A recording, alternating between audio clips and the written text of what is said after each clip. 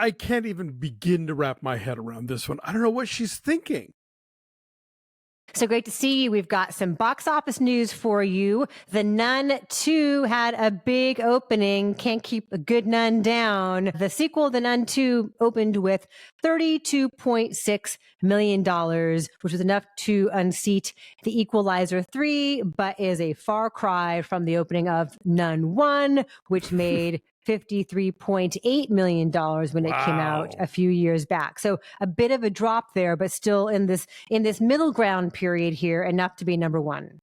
Well, that first Nun came out like a while ago. Like it popped up recently in my Facebook memories. I was like, oh yeah, that movie's like 4 years old, 6 years old. I mean, all time is a flat circle since COVID happened, but nonetheless, it seems like I'm sure for various reasons they had to delay it. But yeah, it's not like they were not exactly striking while the iron was hot on that one. Right, but the controversy, I think, is perennial. Right, there's always every couple of years is a new controversy movie. This is true. Yes.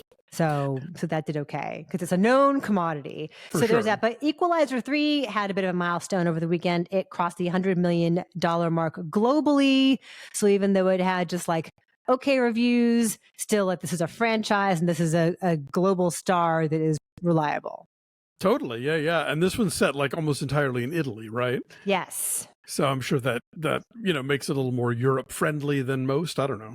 Yeah, indeed. So we have Toronto going on right now. Venice just ended. Telluride ended. Now Toronto is the next film festival that's going on. Last night was the big premiere of Stop Making Sense, the 4K restoration in IMAX of Stop Making Sense. And then it also played at theaters, at least nationwide throughout the U.S. because I went and saw it. It was like at one of my little neighborhood IMAX theaters here. And it was pure joy. Like I cannot rave enough about how like this 1984 movie is the best movie of 2023. It's so great. Like you're going to love it, Alonso. You're going to have so much fun. I'm so excited for you. I can't wait. I mean, I saw it projected when it first opened and I saw it a few years ago at the Egyptian, but yeah, I'm very pumped about this IMAX screening. Did you get the whole Spike Lee Q&A too? Yes. Oh, yes. nice. If you stuck around afterward, they play the Q&A. Very awkward for them all to be together trying to play nicey nice 21 years later. But we'll get into all that. So Stop Making Sense comes out on September 22nd. We'll have a review of that once you're able to see it as well. And I'm pumped. I had just the biggest smile on my face the whole time. So I bet. You're going to enjoy it. What else is coming out of Toronto that is noteworthy right now? They premiered Rustin, which is the Bayard Rustin biopic starring Colman Domingo, which I'm hearing good things about. And that's going to be a Netflix title. I think it's part of the whole Barack and Michelle Obama deal with them. But, for years, whenever people would ask me, like, what historical figure do you want to see a biopic made about? I would always say Bayard Rustin. So, oh, really? Why? Yeah, he was kind of the guy behind the guy for Martin Luther King Jr. Like, he strategized and came up with the March on Washington as like one of the key players. He was openly gay and as such was not somebody that the movement could sort of have in the front line of things, but he was a guy who totally was making shit happen and like had a really fascinating life. So I'm really anxious to see how this movie is. I'm hoping good things. And Colman Domingo is always great. So that'll be really cool. Good. Well, we'll review that when that comes out for sure. We have more on this whole Ashton Kutcher, Mila Kunis thing. If you'll recall, last week, Danny Masterson was sentenced to 30 years in prison for a couple of rapes, and people, his co-stars and friends, came forward to try to persuade the judge to give him a more lenient sentence. Among them were his That 70s Show co-stars and longtime friends, Ashton Kutcher and Mila Kunis. They wrote these letters saying, he's a man of character and it would injure his daughter all over again to have a fatherless life. They got a massive blowback from that. Now they're apologizing. But they're not apologizing for writing the letters. They're apologizing because people gave them shit about it. Well, I mean, there's a lot going on here. They were asked by the family months ago, apparently, to like write these letters to sort of like, be kind of after the fact character witnesses for the judge when it came time to sentencing. And they were like, okay, yes, sure, fine.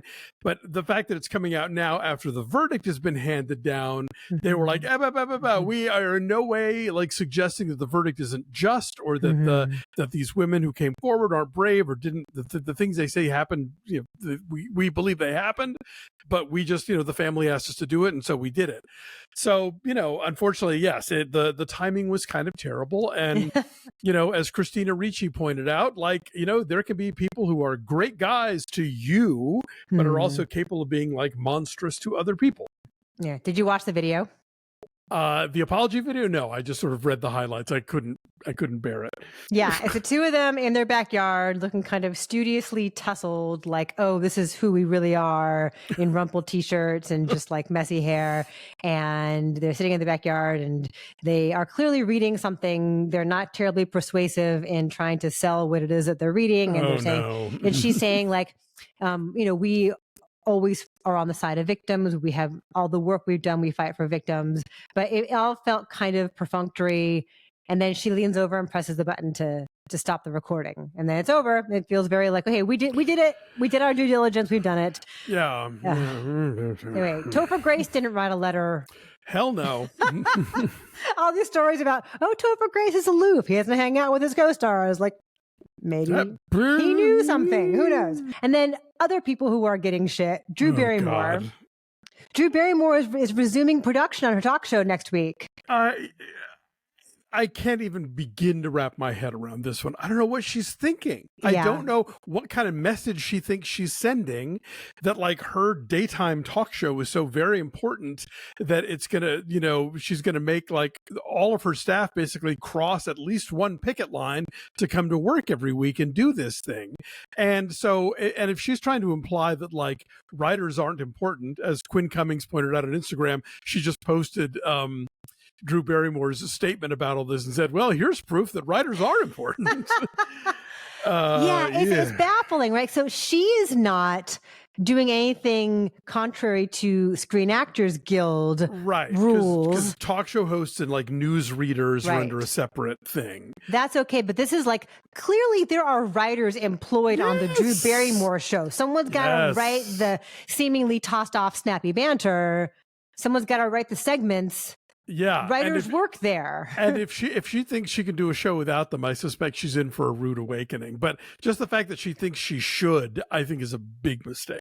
It looks really bad. Did you see the meme where, I think it was Americana brand memes, and they did the fever pitch poster of Drew Barrymore and Jimmy Fallon, and it says, everybody's mad at us.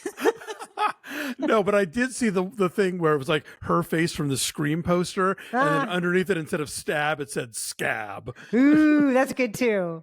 I like that too. Anyway, so we'll keep following that and seeing if she does indeed. It's supposed to resume production next Monday, September 18th. So we'll see if that actually happens, or if she has some kind of perfunctory apology video that she also has to put out to appease people.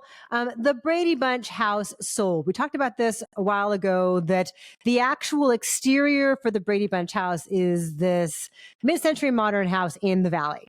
Right. And HGTV had this big show where like designers and the actual Brady Bunch cast came and they redid it, and they made the inside match the outside. And they made it look like as much as they could. Right. And it's like, a lot of it's not really a working house. Like the kitchen looks like the kitchen, but like nobody can actually live in this house. So it got sold for $3.2 million. It is the woman who is married to former HBO chief Chris Albrecht.